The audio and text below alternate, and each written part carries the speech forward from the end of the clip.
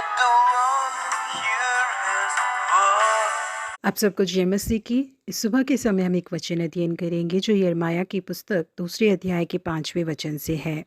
यहोवा यूं कहता है, तुम्हारे पुरखाओं ने मुझ में कौन सी ऐसी कुटिलता पाई कि मुझसे दूर हो गए और निकम्मी वस्तुओं के पीछे होकर स्वयं निकम्मे हो गए। सन 1863 के दौरान अमेरिका के राष्ट्रपति रह चुके अब्राहम लिंकन ने अपने बोले हुए भाषण में कुछ ऐसा कहा, हम स्वर्ग की बेहतरीन आशीषों को प्राप्त किए हुए एक देश के समान जीते आए हैं। हम अपने देश में शांति और समृद्धि को बेशुमार अनुभव करते आए हैं। दूसरे देशों के मुकाबले हमारे देश में बेहद ज्यादा सामर्थ, पराक्रम और बल मौजूद था। इन सारी आशीषों को बिना रुकावट हम हासिल करते आए। यही कारण था कि हम अपने परमेश्वर को भूल गए। हमें सुरक्षा, ऐश्वर्य और स्मृति को देने वाले परमेश्वर के उन हाथों को हमने थाम कर नहीं रखा, हमने उसे छोड़ दिया। हमारे पास जो स्मृति और आशीषें मौजूद है उसे हमने अपने ज्ञान से और अपने शारीरिक बल से प्राप्त किया करके हम समझ बैठे। लगातार हमें मिलने वाली जीत के कारण हम इस बात को भूल बैठे कि हमें छुड़ाकर सुरक्षित रखने वाले अनुग्रहकारी परमेश्वर का हाथ हमेशा हमारे साथ होना चाहिए। हमारे अंदर मौजूद बेहद बड़े घमंड के कारण हम अपने परमेश्वर से प्रार्थना करना भी भूल चुके हैं करके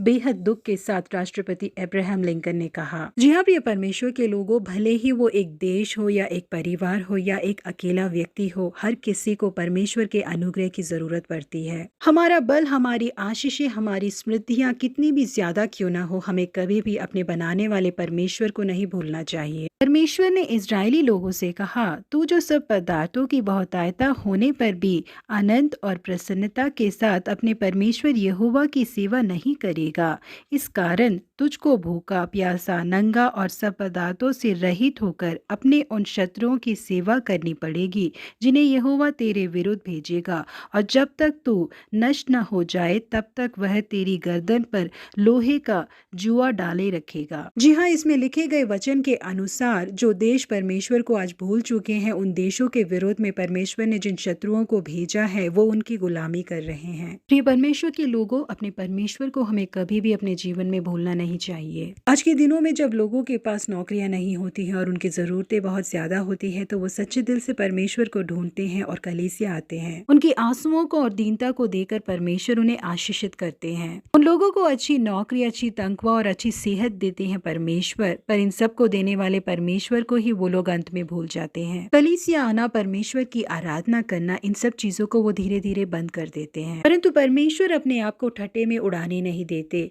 आज कई आशीषित मसीह देश पूरी तरीके से सर्वनाश का सामना कर रहे हैं, जिसका कारण है कि वो परमेश्वर को भूल चुके हैं और उनसे दूर हो चुके हैं। यही बात हर एक व्यक्ति पर और हर एक परिवार पर भी लागू होती है। इसलिए हर एक परिस्थिति में हम परमेश्वर के लिए ईमानदारी से जिए, तभी हमें जो वायदा वचन परमेश्वर ने दिया है उसमें वो ईमानदार रहेंगे। धरती की सारी जातियों में से हमें कीर्तिमय और आशीषमय वो हमें बनाकर रखेंगे। प्रभु आप सबों को आशीषित करे। Have a blessed week ahead.